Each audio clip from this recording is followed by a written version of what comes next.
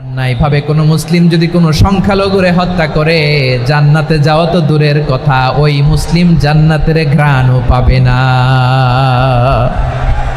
সহিহ বুখারীর বর্ণনা, মান খাতালা মুআহাদান লাম ইয়ারাহ রাইহাতাল জান্নাহ ওয়া ইন্না রিহাহা লা ইউজাদু মিন মাসিরাতি 40 আমা। যে জান্নাতের ঘ্রাণ 40 বছর দূরের রাস্তা থেকেই পাওয়া যায়।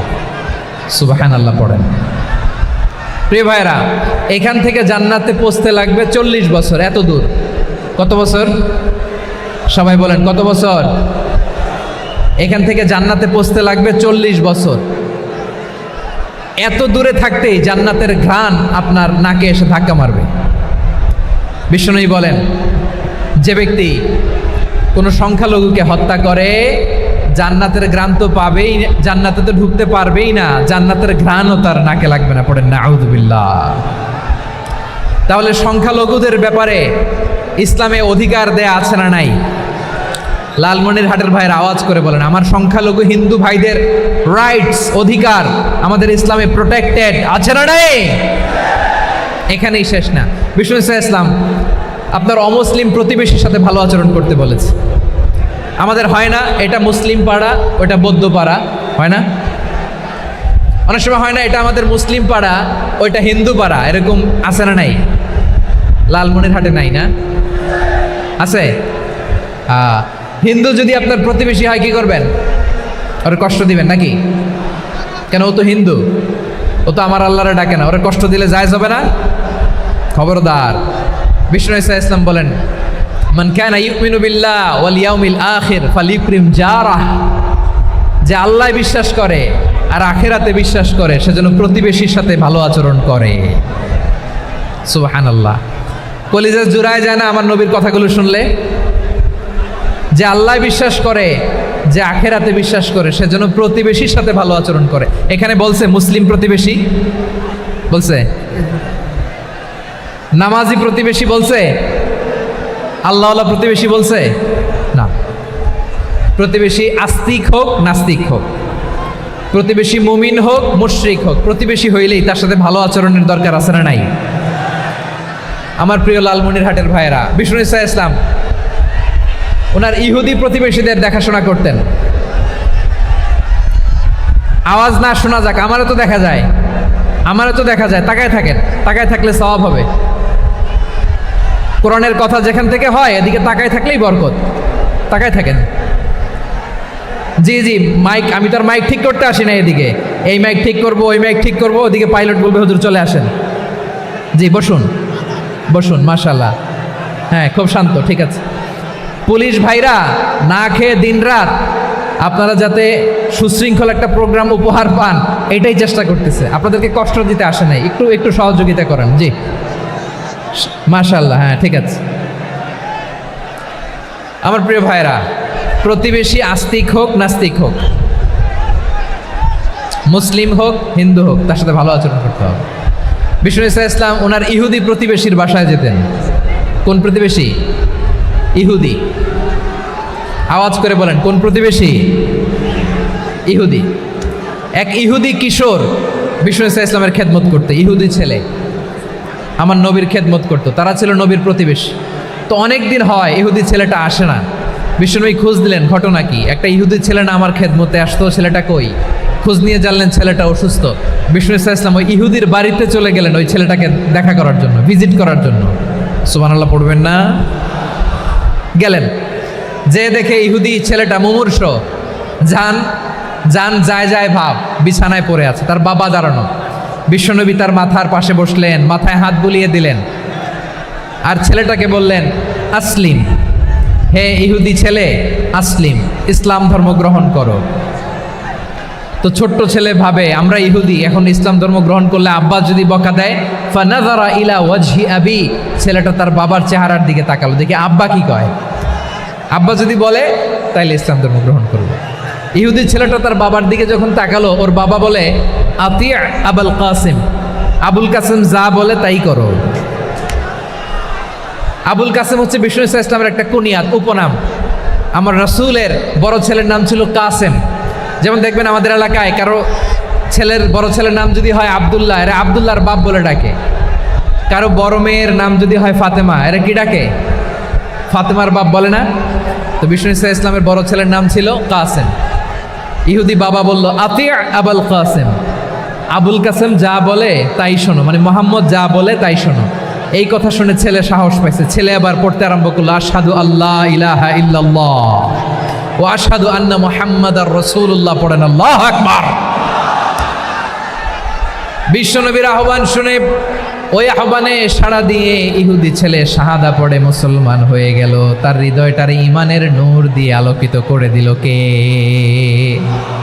প্রিয় ভাইরা, এবার রাসূল সাল্লাল্লাহু আলাইহি ওয়াসাল্লাম বের হয়ে আসলেন ঘর থেকে আর বললেন আলহামদুলিল্লাহিল্লাযী আনকাযাহু মিনান নার, প্রশংসা সে আল্লাহর যে আল্লাহ জাহান্নামে চলে যাচ্ছিল প্রায় এমন একটা লোককে মুহূর্তের মধ্যে কালেমায়ে শাহাদাতের বদৌলতে জান্নাতি বানায় দিলেন। আওয়াজ করে পড়েন সুবহানাল্লাহ।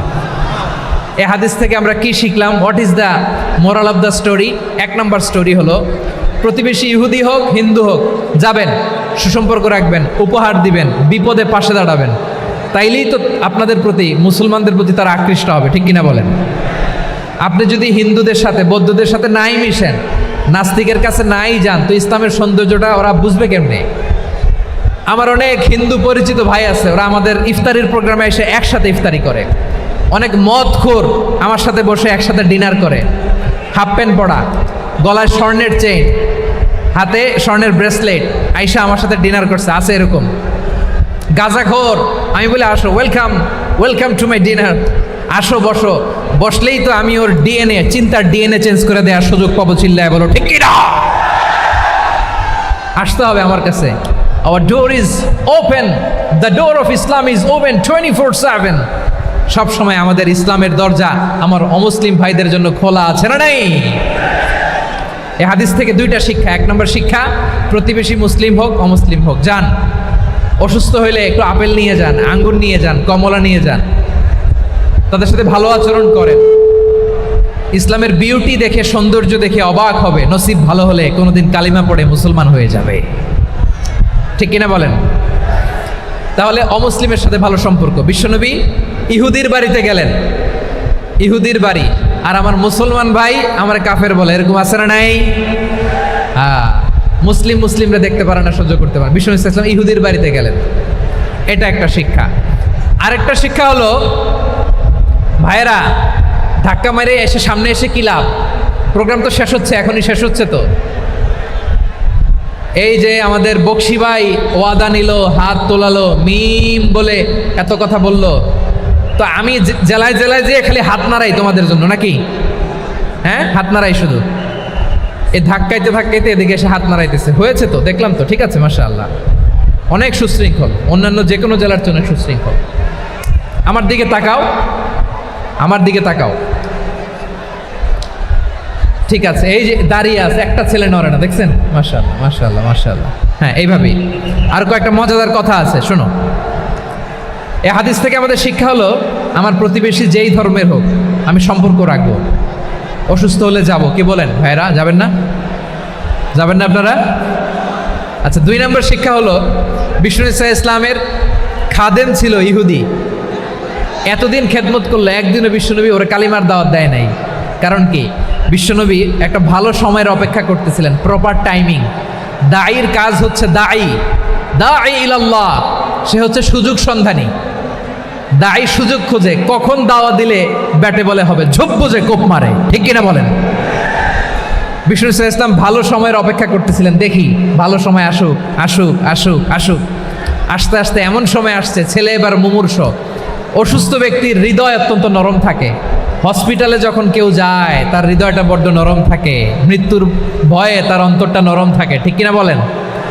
এই প্রপার টাইমিং এর অপেক্ষা করতেছিলেন, যখনই টাইমিং পেয়েছেন দাওয়াত দিলেন, পড়ো লা ইলাহা ইল্লাল্লাহ, সুবহানাল্লাহ পড়েন সবাই। তাহলে ইসলাম অমুসলিম প্রতিবেশীর সাথে ভালো আচরণ করতে বলে। ইসলাম অমুসলিম মাতা পিতার সাথেও ভালো আচরণ করতে বলে। মাতা পিতা যদি অমুসলিম হয় তারা ফেলে দিতে পারবেন? পারবেন? আমার লালমনিরহাটের ভাইরা, অনেক হিন্দু ছেলে আমাদের হাতে শাহাদা পড়ে মুসলিম হয়, কিন্তু ওর মা মুসলমান হয় নাই, বাবাও হয় নাই, এরকম আছে না নাই? তো ও হয়েছে মুসলিম, মা বাপ হিন্দু, এখন মা বাপ কি বাদ? হ্যাঁ, মা বাপ বাদ দেয়া যাবে? যেই মা আপনারে 9 মাস 8 মাস পেটে ধারণ করলো, আপনার মায়ের নার ছেঁড়া ধন, আপনি ওই মারে বাদ দিতে পারবেন? যেই মায়ের বুকের তাজা দুধ খেয়ে আপনি আজকে বাড়ন্ত তাজা তরতাজা, ওই মারে বাদ দেয়া যাবে? মায়ের এক ধারে দুধের দাম, কাটিয়া গায়ের চাম, পাপুষ বানাইলেও ঋণের শোধ হবে না, এমন দরদি ভাবে কেউ হবে না আমার গো। মায়ের এক ধারে দুধের দাম, কাটিয়া গায়ের চাম, পাপুষ বানাইলেও ঋণের শোধ হবে না, এমন দরদি ভাবে কেউ হবে না আমার গো। ঠিক কিনা? মাকে তো বাদ দেওয়া যায় না। وَقَضَى رَبُّكَ أَلَّا تَعْبُدُوا إِلَّا إِيَّاهُ وَبِالْوَالِدَيْنِ إِحْسَانًا। আল্লাহ বলে অবধারিত দুইটা ভার্ডিক তোমাদের জন্য, এক আল্লাহর ইবাদত করবা আর মা বাবার প্রতি ইহসান করবা। আদেশটা কার? মা বাবার প্রতি ইহসান করতে হবে। আমার মা হিন্দু হোক, ভালো আচরণ করতে হবে, বৌদ্ধ হোক, ভালো আচরণ করতে হবে। আমার যে সমস্ত হিন্দু ভাইয়েরা মুসলিম হয়েছে, তোমাদের মা বাবা এখনো মুসলমান হয় নাই, তাদের সাথে ভালো আচরণ করতে হবে। আপনাদের খেদমত নিজে করতে হবে অথবা খেদমতের ব্যবস্থা করাই দিতে হবে। মান্থলি যে খরচ লাগে এটা দিতে হবে। আরে তুমি এখন মুসলিম, তোমার মা বাবা হিন্দু, এখনই তো সুযোগ ইসলামের সৌন্দর্য দেখানো।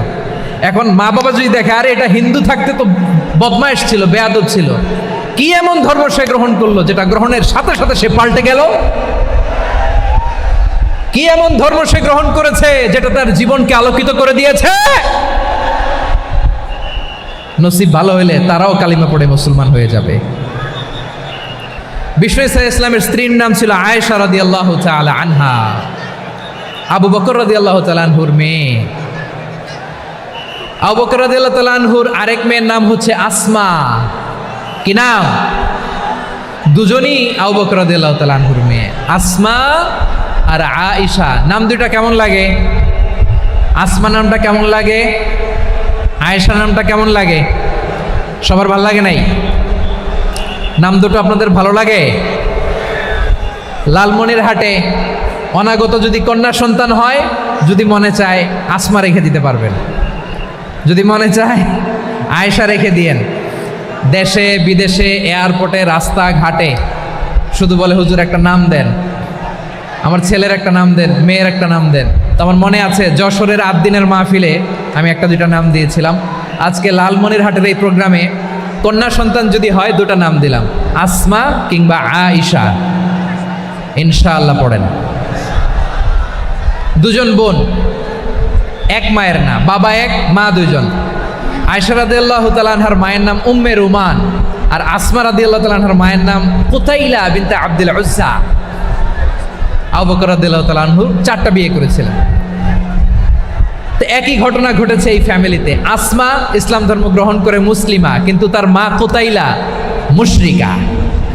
আই রিপিট, বোঝার জন্য আমি আবারও বলি, আসমা রাদিয়াল্লাহু তাআলা আনহা মুসলিমা, আর আসমার মা কুতাইলা, আওয়াজ করে বুঝে থাকলে বলেন, আসমার মা মুশরিকা।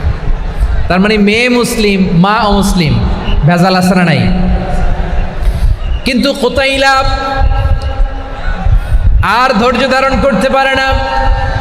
নার ছেঁড়া ধন, কলিজার টুকরা ধন, কলিজার টুকরা সন্তান আসমারে দেখতে বড্ড মন চায়। সাইয়েদনা আসমা রাদিয়াল্লাহু তাআলা আনহা মক্কা থেকে হিজরত করে মদিনায় চলে গেলেন হুদাইবিয়ার পর। যখন মক্কা মদিনার ট্রাফিক স্বাভাবিক হলো, মক্কার লোক মদিনায় যায়, মদিনার লোক মক্কায় আসে। কুতাইলা কলিজার টুকরা সন্তান আসমারে দেখার জন্য কিছু উপহার নিয়ে বিশাল মরুপথ পাড়ি দিয়ে মক্কা থেকে মদিনায় যায়। সুবহানাল্লাহ বলেন। এখন মা আসছে মেয়ের সাথে দেখা করতে, মেয়ে তো আর দেখা দেয় না। মেয়ে ভাবছে আমার মা তো মুশরিকা, অপবিত্রা, তার সাথে কি দেখা দেয়া যাবে? বিশ্বনবীর দরবারে চলে গেলেন। সুবহানাল্লাহ বলেন। কি সৌভাগ্যবান ছিল তারা, মাসলা জানার দরকার হলেই নবীর দরবারে চলে যেত। ঘরে বউয়ের সাথে ঝগড়া হলে নবীর দরবারে চলে যেত। অনেক সাহাবী বলে আমার পেটে ক্ষুধা লাগলো আমি নবীর কাছে চলে যেতাম, কারণ নবীর চেহারার দিকে তাকালেই আমার পেটের ক্ষুধা মিটে যেত। সাইয়েদানা আসমা রাদিয়াল্লাহু তাআলা আনহা বিশ্বনবীর কাছে চলে গেলেন, যে বললেন ইয়া রাসূলুল্লাহ ইয়া হাবিবাল্লাহ ইন্না উম্মি কাদিমাতুন ইলাইয়া ওয়া হিয়া রাগিবা। আমার মা মক্কা থেকে অনেক দূর মরুর পথ পাড়ি দিয়ে উপহার সামগ্রী নিয়ে মদিনায় আমার সাথে দেখা করতে এসেছে গো নবী। আমার জানতে বড্ড ইচ্ছে হয় আমি আমার মুশরিকা মাখা করতে পারবো কিনা। আফা আসিলুহা, আগে যেমনি আমি আমার মায়ের সাথে ভালো আচরণ করতাম, যেমনি আমি আমার মায়ের সাথে সদাচরণ করতাম গো নবী, এখন আমি মুসলিমা মা মুশরিকা, এখনো কি আগের মতো সদাচরণ করতে পারবো নাকি? বিশ্বনবী বললেন নাম সিলিহা, হ্যাঁ রে আসমা, অবশ্যই অবশ্যই, আগে ঠিক যেমন তুমি তোমার মায়ের সাথে ভালো আচরণ করতে এখনো তেমনি আগের মতো ভালো আচরণ করবা। আওয়াজ করে পড়েন সুবহানাল্লাহ। কি ইসলাম আমরা পেয়েছি! কত ব্রড মাইন্ডেড আমাদের ইসলাম, কত ওপেন মাইন্ডেড ইসলাম, কত ওপেন আপ করতে পারে, চিন্তা করতে পারেন। বিষ্ণু বললেন হ্যাঁ অবশ্যই, নাম সুলিহা, আগে যেমনি ভালো আচরণ করছো আসমা এখন ওই রকমই করো, পারলে আরো বাড়াই করো। সুবহানাল্লাহ বলেন।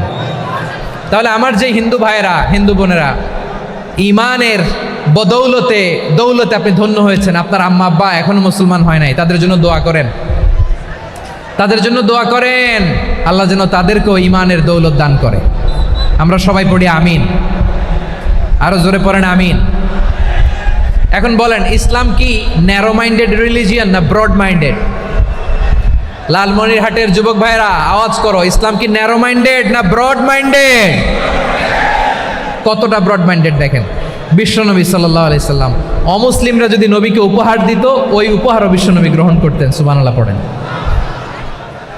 আপনার অমুসলিম বন্ধু যদি উপহার দেয় সেটাও আপনি নিতে পারবেন, যেটা নেওয়া জায়েজ। কিন্তু আপনার বন্ধু যদি আপনার মদের বোতল দেয় নিতে পারবেন? হ্যাঁ, মদের বোতল দিলে পারবেন না। আপনার বন্ধু যদি আপনার পর্ক দেয়, পর্ক শুকরের গোশত মিশ্রিত কোনো খাবার, ওটা নিতে পারবেন না। হালাল যে কোনো জিনিস নিতে পারবেন। বিশ্বনবী সাল্লাল্লাহু আলাইহি ওয়াসাল্লাম অমুসলিমদের দেয়া হাদিয়া গ্রহণ করতেন। কেমন নবী ছিলেন? আমার নবীরে চিনে নেন, আমার নবীর অ্যাটিটিউড জেনে নেন। বিশ্বনবী সাল্লাল্লাহু আলাইহি ওয়াসাল্লাম যখন কোনো জনপদে যেতেন 3টা অপশন নিয়ে যেতেন। প্রিয় ভাইয়ের আওয়াজ করে বলতে হবে, কোনো জনপদে গেলে আমার নবীর অপশন থাকতো কয়টা? আমার মতো 3 আঙ্গুল উঁচু করে দেখান আর বলুন আমার নবী কোনো জনপদে গেলে কয়টা অপশন নিয়ে যেতেন? 1 নম্বর অপশন আসলিম তাসলাম। নতুন এলাকায় গেলে বলতেন আসলিম তাসলাম, ইসলাম ধর্ম গ্রহণ করো, শান্তিতে থাকবা, আমার ভাই হয়ে যাবো, আমরা ভাই ভাই, ইসলাম মানো, আমরা ভাই ভাই। অপশন নাম্বার কত? 1। যদি বলে না ইসলাম মানবো না, ওকে, অপশন নাম্বার 2, মুসলিম হওয়ার দরকার নাই, লা ইকরাহা ফিদ্দিন, ইসলামে কোনো বাড়াবাড়ি নাই।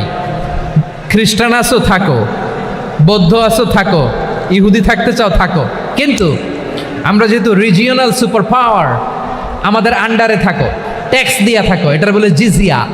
আলেম যারা আছেন বুঝবেন এটার আরবিতে কি বলে, জিজিয়া। You pay us the tax, we will give you the security.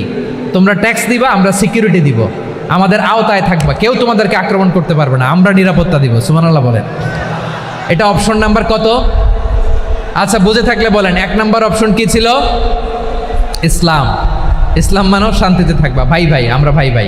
Option number 2, tax দাও, আমরা নিরাপত্তা দিব, মুসলিম হওয়া লাগবে না। এখন 1 নম্বরও মানে না, 2 নম্বরও মানে না, মুসলিম হবো না, ভালো, খ্রিস্টান থাকো, ট্যাক্স দাও, আমরা সিকিউরিটি দিব না, এইটাও মানি না। বিষ্ণু বলেন তাহলে তলোয়ার আমাদের আর তোমাদের মাঝে ফয়সালা করবে। মুসলিমও হবো না, ট্যাক্স দিবা, নিরাপত্তা দিব, আমরা সুপার পাওয়ার, আমাদের আন্ডারে থাকবে, এইটাও না। তাহলে তোমাদেরকে তো আমরা বিশ্বাস করতে পারি না, কখন না কখন বিশ্বাসঘাতকতা করো, কার সাথে মিলে হাত মিলাও, তলোয়ার আমাদের মাঝে ফয়সালা করবে। তখন তিনি জেহাদের সশস্ত্র সংগ্রামের ঘোষণা দিতেন। সুবহানাল্লাহ পড়েন। দেখেন পশ্চিমারা জেহাদকে এইভাবে চিত্রায়িত করে না, ওরা জেহাদ বলতে বোঝায় তলোয়ার, হাত কাটো, গলা কাটো, না, জেহাদ সশস্ত্র সংগ্রাম 3 নম্বরে।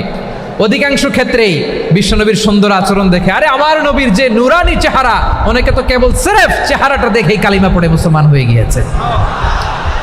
যারা মুসলিম হয় নাই তারা তাদের ইসলামেই বলবৎ ছিল, ট্যাক্স দিয়ে ইসলামের আন্ডারে ছিল। যারা এটাও মানে নাই ওইটাও মানে নাই তাদের বিরুদ্ধে জেহাদ।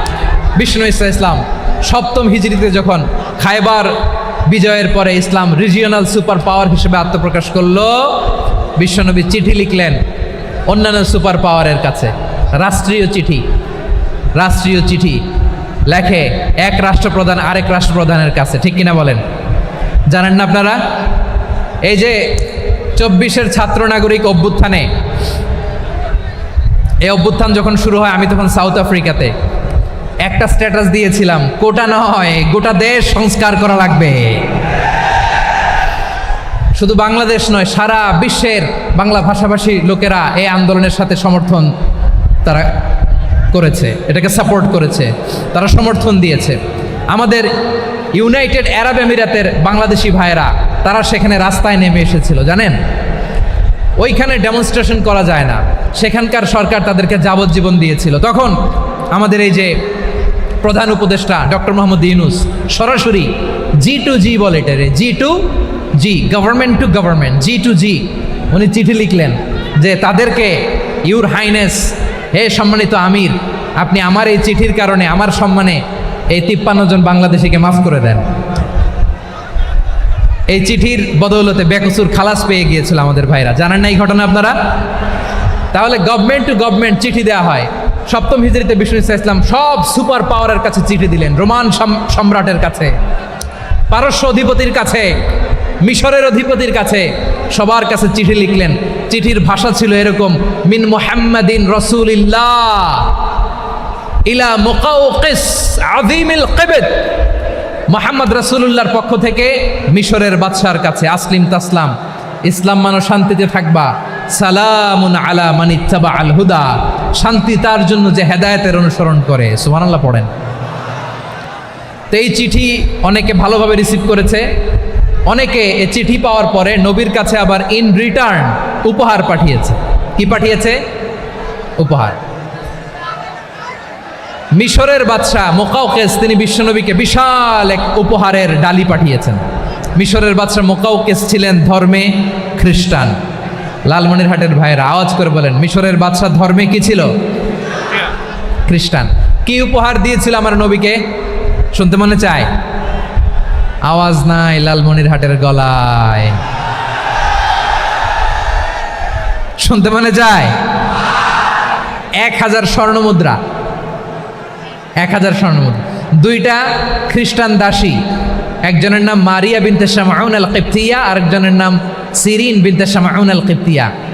একজন খ্রিস্টান দাস 20 থান কাপড় জামা বানানোর জন্য, আমরা নবী যেন সেলাই করে জামা বানাতে পারে এই জন্য 20 থান কাপড়, 20 থান ফাইন গার্মেন্ট। সুবহানাল্লাহ পড়বেন না? এরপরে একটা গাধা যেটার নাম ছিল উফাইর, আর একটা খচ্চর, এটার নাম ছিল দুলদুল। খচ্চর চিনেন? গাধা আর ঘোড়ার ক্রসিংয়ে যে প্রাণীটা দুনিয়াতে আসে ওটার খচ্চর বলে। তো এই যে সুপার পাওয়ার খ্রিস্টান বাদশার কাছে নবী চিঠি লিখলেন, ওই খ্রিস্টান বাদশাহ আমার নবীকে উপহার দিল। বিশ্বনবী এই উপহারগুলো সানন্দে গ্রহণ করেছেন। সুবহানাল্লাহ পড়বেন না? তাহলে অমুসলিম কেউ যদি আপনাকে উপহার দেয়, হালাল উপহার হলে আপনি গ্রহণ করতে পারবেন।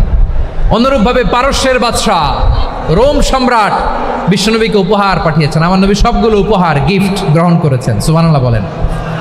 তাহলে প্রিয় লালমনিরহাট, আওয়াজ করে বলুন, ইসলাম কি ন্যারো মাইন্ডেড রিলিজিয়ন না ব্রড মাইন্ডেড? আম্মাজান আয়েশার কাছে মাসালা জানতে চায় মেয়েরা, হে আম্মাজান, অগ্নি উপাসকেরা তাদের ঈদের দিন নওরোজের সময় আমাদেরকে পাখি দেয়, নেওয়া যাবে? উনি বললেন, ওরা জবাই করে দিলে নেওয়া যাবে না, কিন্তু ওরা যদি ফলমূল এরকম খাবার দেয় এগুলো নেওয়া যাবে। তার মানে অমুসলিমদের দেয়া উপহার এটা গ্রহণ করা যায়। সুবহানাল্লাহ বলেন। শুধু তাই নয়, বিষ্ণু ঈসা ইসলাম অমুসলিমদের সাথে আর্থিক লেনদেনও করেছেন, ফিনান্সিয়াল ডিলিং করেছেন। অমুসলিমদের সাথে প্রয়োজনে আপনি ফিনান্সিয়াল ডিলিং করতে পারবেন। আমরা প্রায় দেখি বাজারের মিষ্টির দোকানগুলো আমার হিন্দু ভাইদের। লালমনিরহাটে মিষ্টির দোকান, দইয়ের দোকান কারা চালায়? হিন্দুরা চালায় না। তারপরে যে বারবার সব চুল কাটে যে নাপিত, অধিকাংশ নাপিতের দোকানে কারা? আমার হিন্দু ভাইরা। তা আপনি চুল কাটতে পারবেন কিনা বলেন? পারবেন। তার দোকান থেকে দই মিষ্টি কিনতে পারবেন কিনা? হ্যাঁ, আমার মুসলিম ভাইয়ের দোকান থাকলে ওইটারে আমি বেশি প্রায়োরিটি দিব, ঠিক কিনা? কিন্তু যদি তাদের সার্ভিস নিতে চান, প্রোডাক্ট নিতে চান, পারবেন। তার দলিল সহিহ বুখারী, আম্মা জান আয়েশা রাদিয়াল্লাহু তাআলা আনহা বলেন, ইশতারা রাসূলুল্লাহ সাল্লাল্লাহু আলাইহি ওয়াসাল্লাম মিন ইয়াহুদিয়িন তুআমান ওয়া রাহানাহু দিরআহু মিন হাদিদ। রাসূল সাল্লাল্লাহু আলাইহি ওয়াসাল্লাম এক ইহুদির কাছ থেকে, কার কাছ থেকে? সবাই বলে নাই কার কাছ থেকে? আমার নবী, পেয়ারা নবী এক ইহুদির কাছ থেকে জব কিনেছিল, জব, বার্লি, যেটা দিয়ে রুটি বানায়। ওই জবের দাম দেওয়া টাকা পয়সা নবীর কাছে ছিল না, ফলে নবী ওনার একটা পোশাককে মর্গেজ রেখেছিলেন, মর্গেজ, বন্ধক, যে এখন এটার দাম দিতে পারবো না, কয়েক কেজি বার্লি নিয়ে যাই আর বন্ধক হিসেবে আমার জামাটা রেখে গেলাম, যেই দিন দাম দিব ওই দিন জামাটা ছুটায় নিয়ে যাব। সুবহানাল্লাহ পড়বেন না? বাকিতে নিছিলেন, বাকিতে। দিরআহু মিন হাদিদ, লোহার তৈরি বর্ম, মানে যুদ্ধের পোশাক, লোহা দিয়ে বানানো। বিশ্বনবী বললেন, কয়েক কেজি জব দাও, টাকাটা পরে দিব, এখন টাকা নাই, বন্ধক হিসেবে, মর্গেজ হিসেবে আমার জামা রেখে গেলাম, যখন টাকা দিব জামা ছুটায় নিব। আওয়াজ করে বলতে হবে সুবহানাল্লাহ। এ থেকে বোঝা গেল অমুসলিমদের সাথে ফিনান্সিয়াল ডিলিং করা যায়, অর্থনৈতিক লেনদেন করা যায়, কেনাবেচা করা যায়, প্রোডাক্ট কেনা যায়। এমনকি আমাদের মসজিদে নববীতে বারান্দায় আপনার একটা অটোমেটিক ফ্লাইং আমব্রেলা দেখছেন? সূর্য যখন বাড়ে মসজিদে নববীর বারান্দায় ইয়ার্ডের মধ্যে অটোমেটিক্যালি কিছু আমব্রেলা আছে, সাঁ করে খুলে যায়, আর সূর্যের তাপ লাগে না। আবার সন্ধ্যাবেলায় এই আমব্রেলাগুলো ওরা ক্লোজ করে ফেলে, দেখেন নাই না? দেখছেন?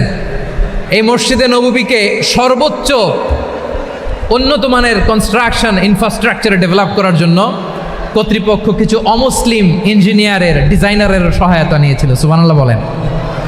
কোন দলিলের ভিত্তিতে? এই দলিলের ভিত্তিতে যে বিষ্ণু ঈসা ইসলাম অমুসলিমদের সাথেও লেনদেন করেছেন। আওয়াজ করে বলতে হবে আল্লাহু আকবার। শুধু তাই নয়, ইন কেস অফ ইমার্জেন্সি, প্রয়োজনে ইসলামের খাতিরে, ইসলামকে সামনের দিকে এগিয়ে নিয়ে যাওয়ার জন্য অমুসলিমদের সাপোর্ট নেওয়া জায়েজ আছে। সুবহানাল্লাহ বলেন। অমুসলিমদের সাপোর্ট নেয়া, তাদের থেকে অর্থ নেয়া, পলিটিক্যাল সাপোর্ট, পলিটিক্যাল অ্যাসাইলাম নেওয়া জায়েজ আছে। আমাদের অনেক বিশ্ববরেণ্য দায়ীরা আমেরিকায় অস্থায়ীভাবে অ্যাসাইলাম নিয়ে থাকে, নিজের দেশে গেলে ফাঁসিতে ঝুলাই দিবে। যুগ যুগ ধরে দায়ীদের উপর এরকম অত্যাচার আর নির্যাতন আছে না নাই? মিশরের অনেক দায়ীরা পাশ্চাত্যে যেয়ে থাকে, এই যে তারা পলিটিক্যাল অ্যাসাইলাম নিয়ে থাকে, রাজনৈতিক আশ্রয়, এটা জায়েজ আছে না?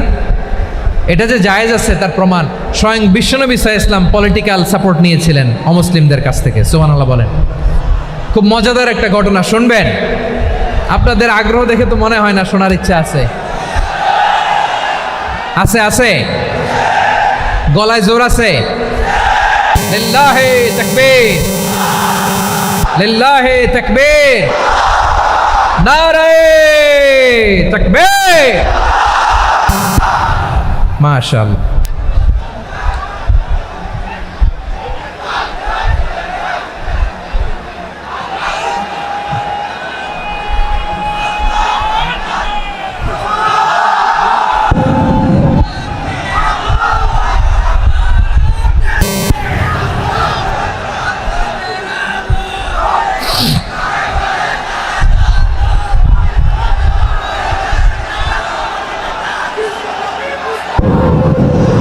মাশাআল্লাহ, মাশাআল্লাহ।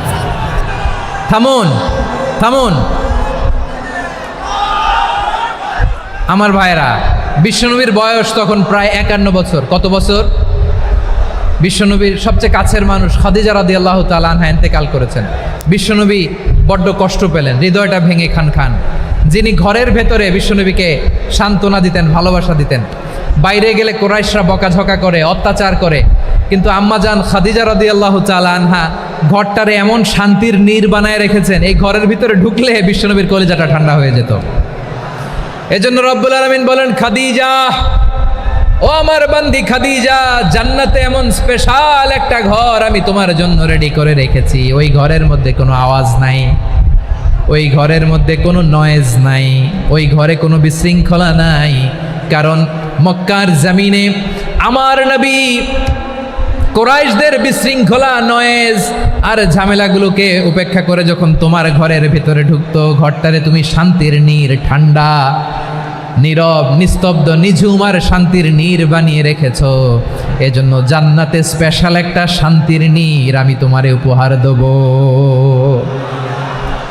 ওই প্রিয়তমা স্ত্রী খাদিজা ইন্তেকাল করলেন, বিশ্বনবীর হৃদয় ভেঙে খান খান। আবার ওনার চাচা আবু তালেব ইন্তেকাল করলেন, যিনি পলিটিক্যাল শেল্টার দিতেন নবীকে। কে দিতেন?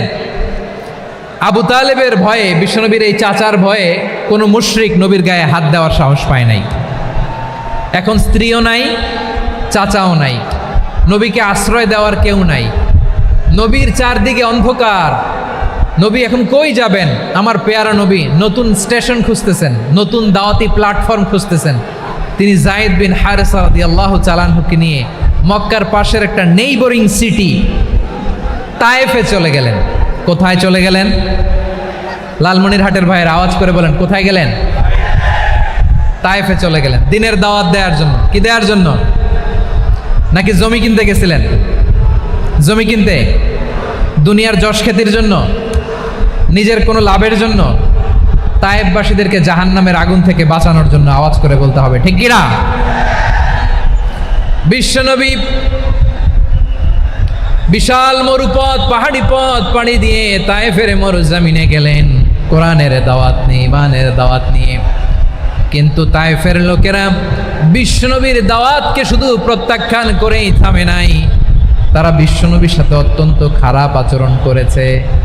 বিশ্বনবীকে শারীরিকভাবে হেনস্থা করেছে, আমার নবীকে শারীরিকভাবে অত্যাচার করেছে, আমার পেয়ারা নবীর গায়ে পাথর মেরেছে, বিশ্বনবীর গা বেয়ে ঝরঝর করে রক্ত ঝরেছে, নবী জামিনের মধ্যে লুটিয়ে পড়েছেন, আবার মেরেছে, আবার নবী হাঁটতে শুরু করলেন, পেছন থেকে আবার মেরেছে, আবার নবী রক্তাক্ত হয়ে জামিনের মধ্যে লুটিয়ে পড়লেন, আবার মেরেছে।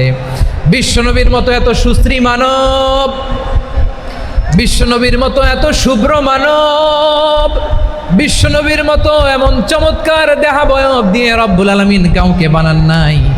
এরকম চমৎকার মানুষটাকে তারা তায়েফের ওই জমিনে রক্তাক্ত করেছে। বিশ্বনবী দুনিয়ার কোনো স্বার্থের জন্য সেখানে যান নাই, নিজের কোনো লাভের জন্য, প্রাপ্তির জন্য যান নাই, তায়েফবাসীদের জাহান্নামের আগুন থেকে বাঁচাতে গিয়েছেন। ঠিক কিনা বলেন? খেয়ে না খেয়ে দিন প্রচারের কাজে নিজেকে দিয়েছ বিলিয়ে, তায়েফের কাফিরেরা চিনল না সে আলো, দুষ্ট ছেলেদের পিছু দিল লেলিয়ে, পাথরের আঘাতে ক্ষত বিক্ষত হয়ে সারা শরীর থেকে রক্ত ঝরে। হে রাসূল তোমাকে ভুলি আমি কেমন করে, হে রাসূল তোমাকে ভুলি আমি কেমন করে। পারেন না আপনারা?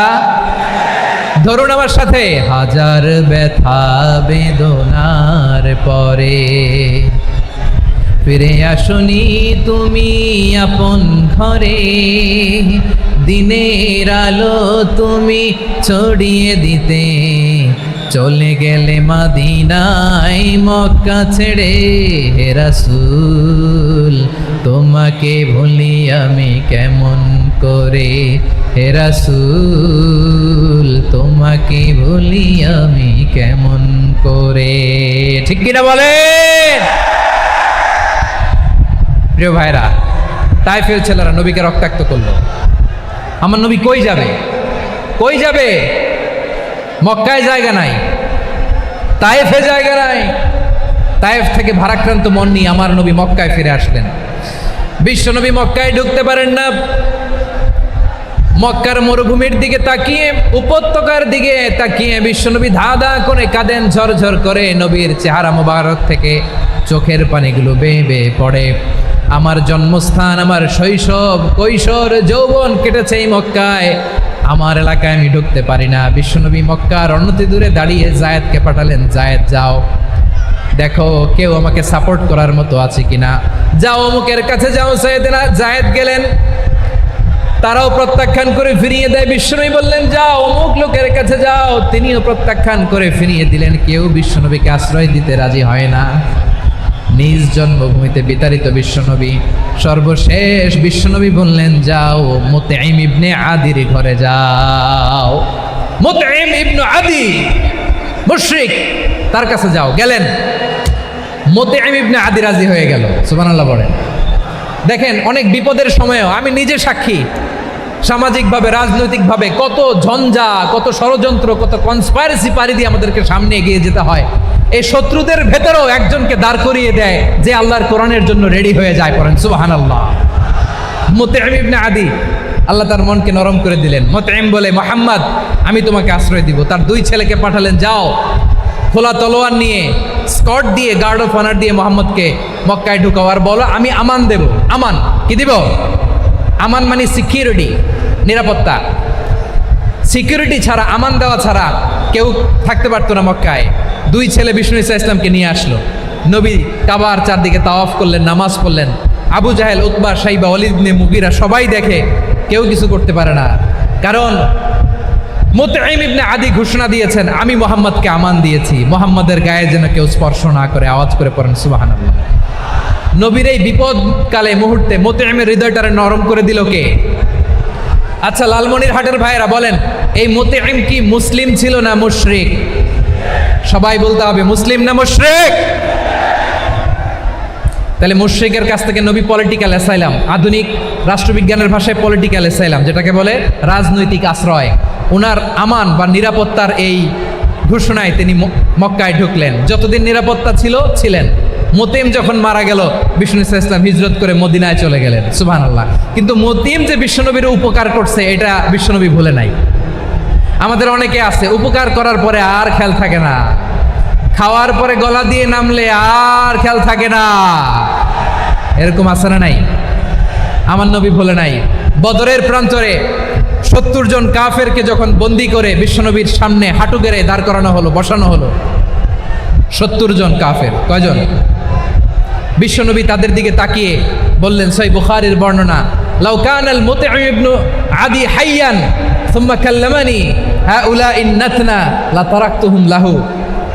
বদরের প্রান্তরে 70 জন বন্দি কাফিরের দিকে তাকিয়ে আমার নবী বললেন, আজকে মুতঈম ইবনে আদি যদি বেঁচে থাকতো আর তোমাদের 70 জনের ব্যাপারে যদি মুতঈম এক বাক্যে একটা সুপারিশ করত, তার সম্মানে আজকে তোদের সবাইরে আমি মাফ করে দিতাম। সুবহানাল্লাহ নাই? ওই যে চিল্লাচিল্লি যে কথা বোঝে নাই, কোন জিনিস মিস করছে ওরা নিজেরাও বোঝে নাই। বিশ্বনবী মুতঈমের এই সাহায্যের কথা বলে নাই। 70 জন মুশরিক হাঁটু গেড়ে বসা, নবী চাইলে এখনই এক্সিকিউশন অর্ডার দিতে পারে। তিনি বললেন, আজকে যদি মুতঈম বেঁচে থাকতো আর মুতঈম যদি তোদের জন্য সুপারিশ করতে, এই আবর্জনাগুলোর ব্যাপারে সুপারিশ করতে, আমি মুহূর্তেই তোদেরকে এমনি মাফ করে দিতাম। এবার বলেন, ইসলাম কি ন্যারো মাইন্ডেড না ব্রড মাইন্ডেড?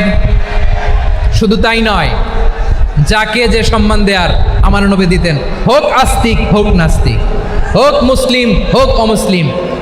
বিষ্ণু ইসলাম যখন রোমান সম্রাটের কাছে চিঠি লিখেছেন, আমার প্রিয় লালমনিরহাটের ভাইরা, অল্প কয়েক মিনিট কয়েকটা জরুরি কথা বলবো। এদিকে তাকান, এদিকে তাকান। রোমান সম্রাটের কাছে বিশ্বনবী যখন চিঠি লিখলেন মিন মুহাম্মদ রাসূলিল্লাহ ইলা হিরাকলা আযীমির রোম।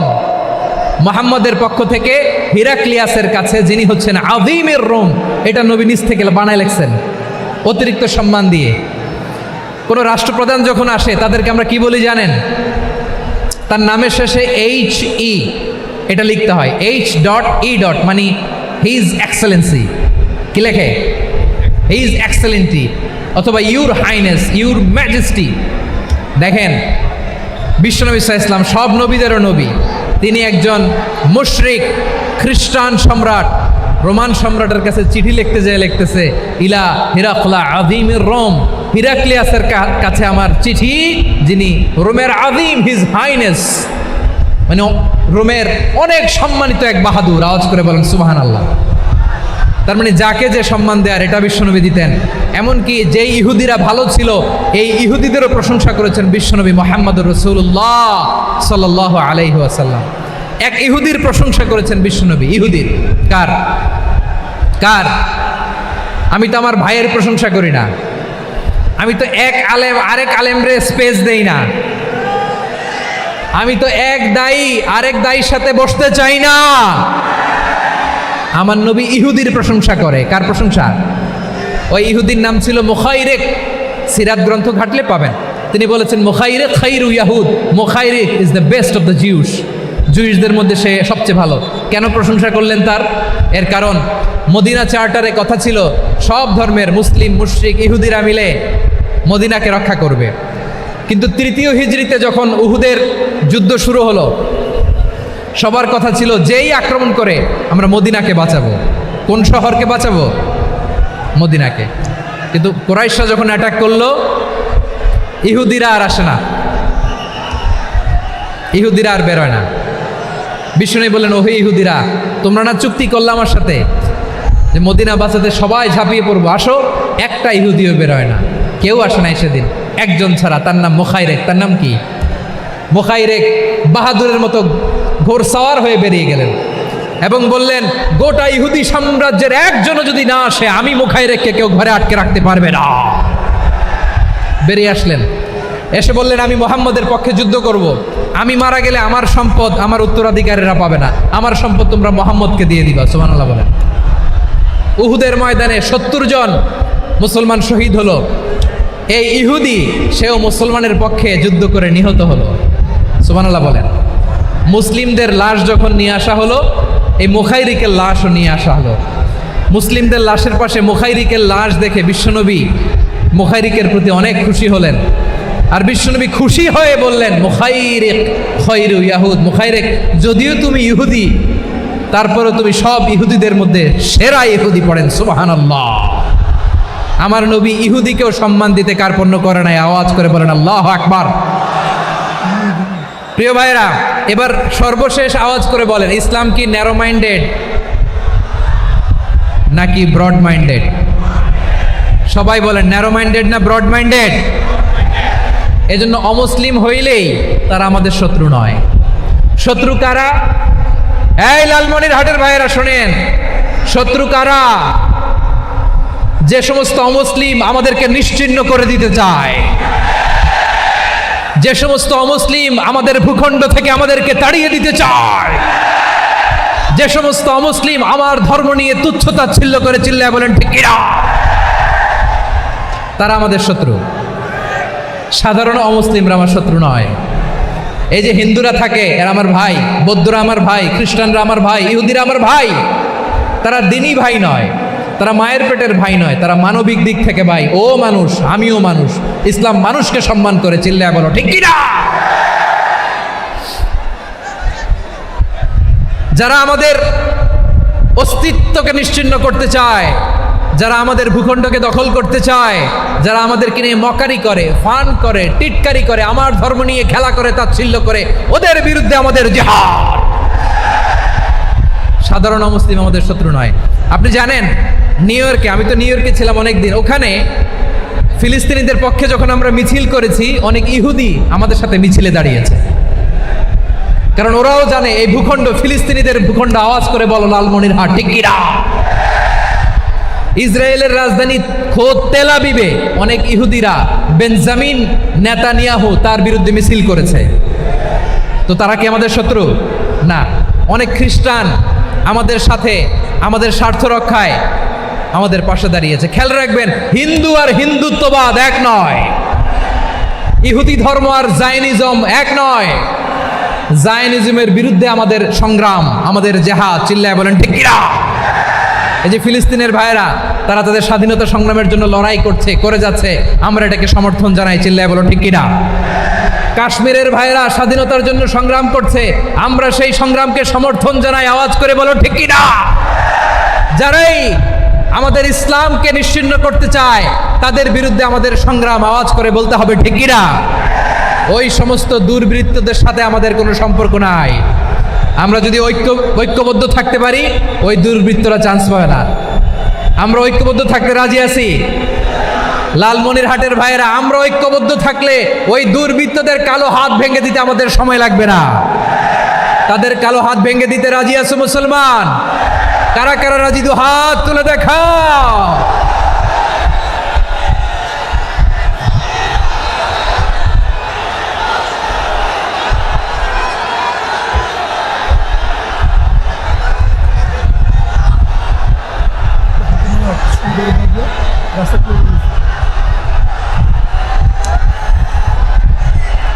আমার প্রাণ প্রিয় লালমনিরহাটের ভাইয়েরা, শত্রু কাফের আর অশত্রু কাফেরের মধ্যে পার্থক্য আছে না নাই?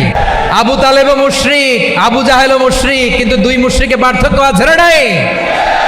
আবু তালেব নবীর চাচা, মুশরিক, মারা গিয়েছে মুশরিক অবস্থায়, কিন্তু আজীবন আমার নবীকে আগলে রেখেছে, আমার নবীকে সাপোর্ট করেছে, ভালোবেসেছে। আবু জাহেলও মুশরিক, মারা গিয়েছে মুশরিক হিসেবে, আজীবন আমার নবীর বিরুদ্ধাচরণ করেছে। আবু জাহেলের শক্তি, সামর্থ্য, স্ট্র্যাটেজি, প্ল্যান সব আমার নবীর বিরুদ্ধে ছিল। এই আবু জাহেলের কারণে একটা দিন শান্তিতে আমার নবী মক্কায় ঘুমাতে পারে নাই। চিল্লায় বলেন ঠিক কিনা? এজন্য রাব্বুল আলামিন বলেন, লা ইয়ানহাকুমুল্লাহু আনিল্লাযীনা লাম ইউকাতিলুকুম ফিদ-দীনি ওয়া লাম يخرجوكم من دياركم أن تبروهم وتقسطوا إليهم إن الله يحب المقسطين।